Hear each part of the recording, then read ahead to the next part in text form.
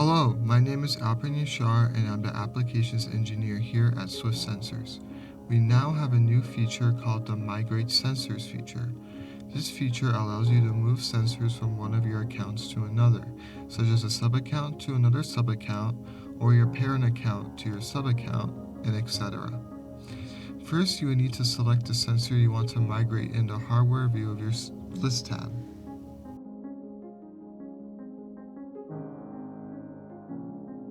In the top right corner, there's a gear icon, and once you click on it, there will be an option to migrate the sensor. Next, you will have to choose the destination account, which is the account where you want to migrate the sensor to, and then click on this blue arrow. Now, if we leave our facility monitoring account and go to our food service account, you'll now see the same sensor within that sub-account. Thank you for watching. For more information, please visit www.swiftsensors.com or email us at support@swiftsensors.com.